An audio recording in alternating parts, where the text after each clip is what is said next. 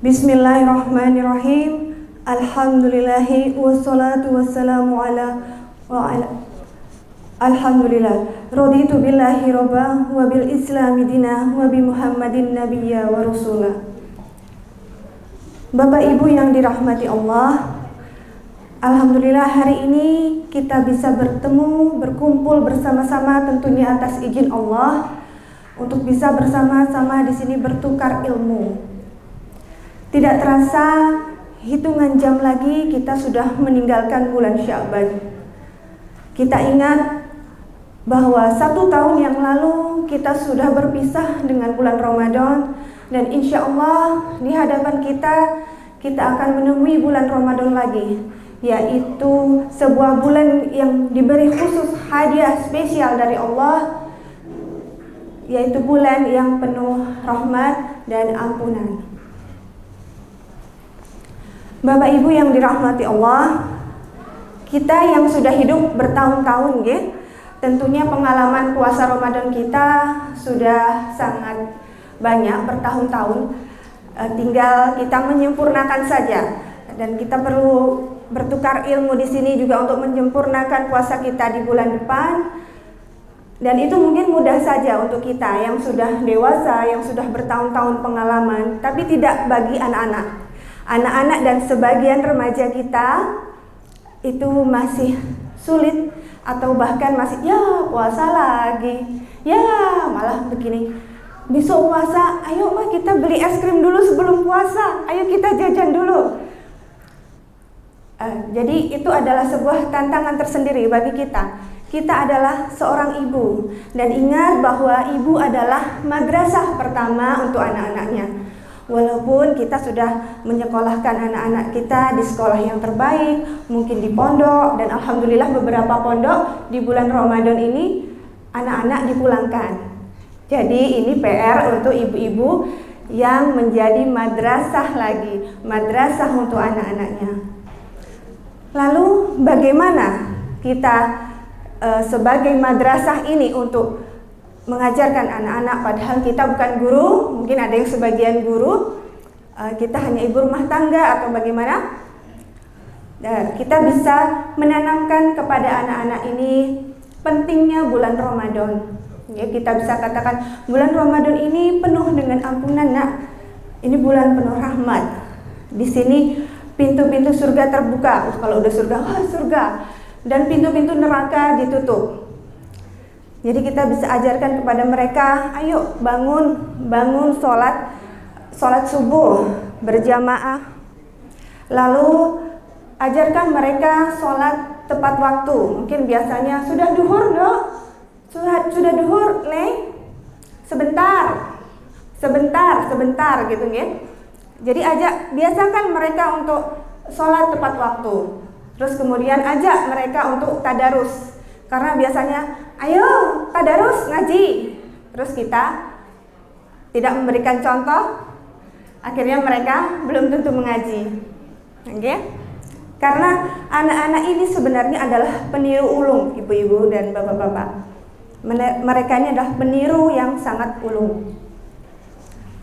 Kemudian ajak mereka untuk berhafalan, menambah hafalannya.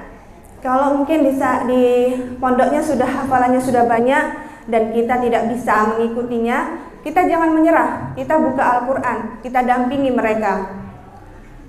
Kemudian kalau kita masih sepertinya saya sibuk bekerja, antarkan mereka ke TPA yang sudah ada di lingkungan. Dan sekarang juga sudah mulai banyak tahfidz camp. Al-Manar juga menyediakan tahfidz camp itu untuk anak-anak yang bisa belajar. Kita antarkan saja. Biarkan guru-guru yang mendapat pahala. Bagaimana? Apakah ibu-ibu juga kepengen pahala jariah? Kalau pengen, ajarkan anak kita sendiri. Tapi kalau untuk menambah, jenengan bisa taruh di TPA atau di tahfidz camp. Kemudian ajak mereka untuk bangun pagi di awal sebelum sahur. Biasanya anak-anak puasa, sahur yang masak siapa, ibu-ibu? Ibunya, utinya. Anak-anak mana? Kalau sudah siap baru kita bangunkan.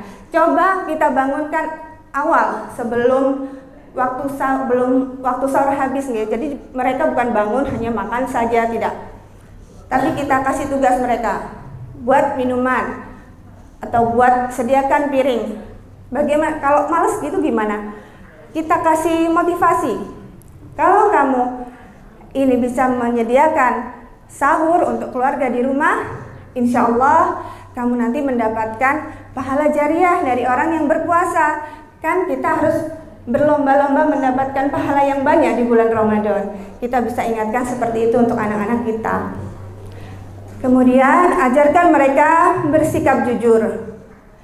Karena kita tidak pernah tahu ya, anak-anak itu mengumpulkan air liur, haus, terus ditelan gitu. Kita tidak pernah tahu. Yang tahu hanya Allah. Nah, kita latih untuk bersikap jujur, apalagi ini bulan penuh ampunan. Jangan terus nanti saya bohong nanti diampuni, gitu ya. Jadi kita ajarkan mereka untuk bersikap jujur. Kemudian selanjutnya, setelah anak-anak itu bisa bersikap jujur, kita latih mereka untuk menahan hawa nafsu. Ya, bukan hanya makan dan minum saja ya. Tapi juga perbuatan buruk, misalnya usil ke kakaknya, kakak usil ke adiknya, atau perbuatan-perbuatan buruk lain. Kalau ibu-ibu biasanya tidak jauh-jauh dari ngerasani, okay? Nah, kita berlatih di depan anak-anak untuk tidak membicarakan orang lain. Di depan anak-anak kadang kita kumpul sama tetangga, anak-anak lagi main, kita ngobrolin tetangga yang mobilnya baru. Terus kemudian setelah kita memberikan contoh kepada anak-anak, kita juga harus mengontrol mereka supaya mereka tidak melakukan perbuatan yang dilarang oleh Allah. Kemudian setelah mereka bisa menahan hawa nafsu, kita juga harus bisa membimbing mereka untuk menahan amarah dan emosi. Biasanya ibu-ibu ini juara kalau sudah marah. Ya, kita juga berlatih untuk diri sendiri. Jadi kalau ada anaknya berulah saat bulan Ramadan, kita kasih bahasa yang lembut. Do, mbak ya cenggono. Le, kira-kira bisa nggak Bu? Kira-kira bisa nggak Bu bahasanya menjadi halus dan lembut? Ngoten bisa? Insya Allah. Kita juga melatih diri kita nggih, untuk bisa berkata yang lembut, karena itu tadi anak-anak adalah pencontoh yang ulung. Jadi kalau kita sambil kita ngomel-ngomel tuh biasanya ibu juara kalau seperti ini. Nah, itu anak-anaknya pasti juga akan seperti itu. Karena mereka mencontoh, ibuku suaranya keras, kalau nggak keras nggak dengar. Sebenarnya bukan nggak keras nggak dengar ya. Ya karena memang seorang ibu itu kata-katanya sangat banyak dan suaranya vokalnya begitu keras. Terbukti tadi kita di sini banyak yang lebih waktu nggih.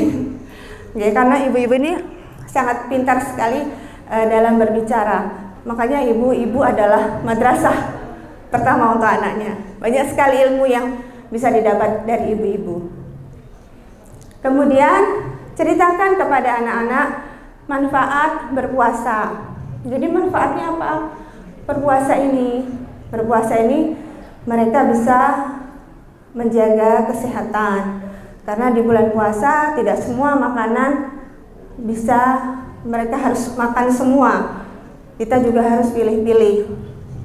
Ceritakan sahur yang baik makanannya apa. Tidak semua gorengan harus dimakan.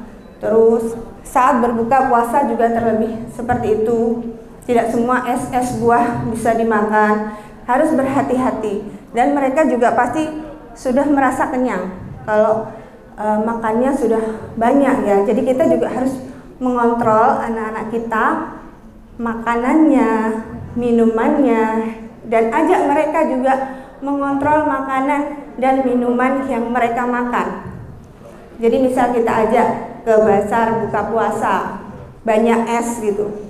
Banyak pilihan, yakin mau dipilih semua. Kita suruh pilih satu. Karena kadang ibunya juga kalap ya. Kayaknya es ini enak dicobain. Nanti ini buat bapak kamu, ini ibu, nanti ini adik, ini kakak, kita tukeran. Sekian dari saya, mohon maaf atas kesalahan saya dan kekurangan saya. Wassalamualaikum warahmatullahi wabarakatuh.